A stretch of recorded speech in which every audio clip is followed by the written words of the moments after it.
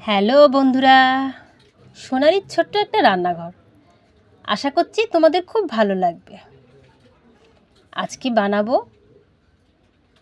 ভেন্ডি দিয়ে একটা জিনিস বানাবো, যেটা বলি ভেন্ডির মশলা।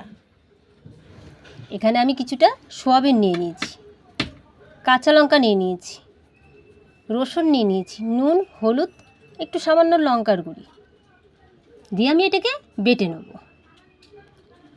আমার এটা বাটা হয়ে গেছে। জল দিয়ে বাটবো না, কিন্তু একটু ঝরঝরে থাকবে। এরপরে আমি গ্যাস ধরিয়ে দিয়েছি, গ্যাসের মধ্যে কড়াই বসিয়ে দিয়েছি। দিয়ে আমি অল্প একটু তেল দেবো, বেশি তেল দেবো না, এটা বেশি তেল দিয়ে করে না কিন্তু। তারপরে মশলাটা আমি দিয়ে দিলাম।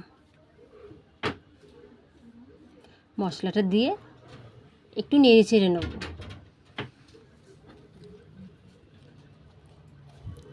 একটু হালকা নেড়ে নিয়ে ওর মধ্যে একটু জল দিয়ে দেবো।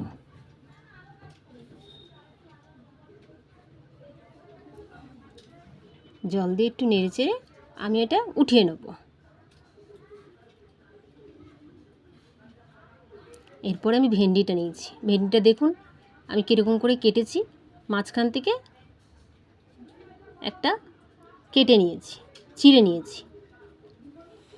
সবকটাই কিন্তু আমি এরকম করে চিড়ে নিয়েছি। এবার আমি মশলা ভরছি। এরকম করে মশলাগুলো ভরে নিও।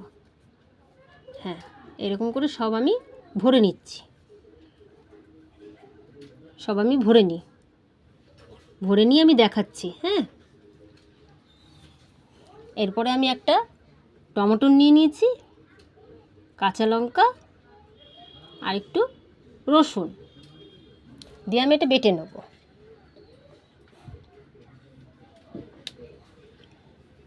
দিয়ে আমি গ্যাসের কাছে গেলাম। দিয়ে এবার একটুখানি চালের গুঁড়ি আর একটুখানি ময়দা দিয়ে আমি এটাকে একটু হালকা মেখে নিয়েছি। শুকনো কোনো কিছু দিয়ে না, শুকনো একটু মেখে নিয়েছি। মেখে আমি কড়াই বসিয়ে দিলাম। অল্প একটু তেল দিয়েছিলাম, আগেই দিয়ে রেখেছিলাম তেলটা। দেখাতে ভুলে গেছি। এবার সবগুলো দিয়ে দিলাম আস্তে আস্তে করে। দিয়ে বেশি ভাজবো না, হালকা ভাজবো, একটুখানি কালারের জন্যে, ব্যাস। এটা হলো ভেন্ডির একটা মশলা, খুব ভালো লাগে খেতে। আপনারা করে কিন্তু খেয়ে দেখবেন। আশা করছি তোমাদের সত্যি খুব ভালো লাগবে। আমার ভাজাটা হয়ে গেল, আমি এবার তুলে নিলাম।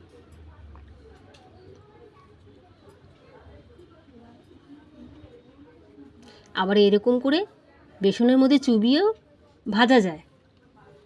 আপনারা করে দেখবেন, কেমন লাগছে কমেন্ট করে জানাবেন, একটা করে লাইক দিয়ে দেবেন। এবার আমি একটু পাঁচফোড়ন দিয়েছি, একটা তেজপাতা দিয়েছি, একটু পেঁয়াজ কুচি দিয়ে দিয়েছি। একটু পেঁয়াজ কুচি একটু লাল লাল ভাজা হবে। হ্যাঁ, আর ওই যে বাটা ছিল মশলা, সেই মশলাটা দিয়ে দিয়েছি।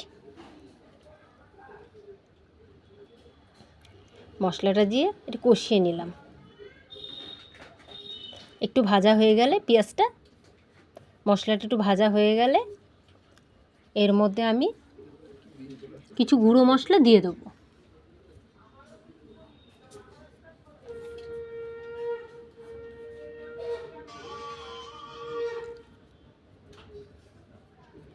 এর মধ্যে আমি নুন, হলুদ, লঙ্কার গুঁড়ি, জিরে সব দিয়ে দিলাম। দিয়ে আমি একটু কষিয়ে নেব। কষিয়ে আমি অল্প একটু জল দিয়ে দিলাম।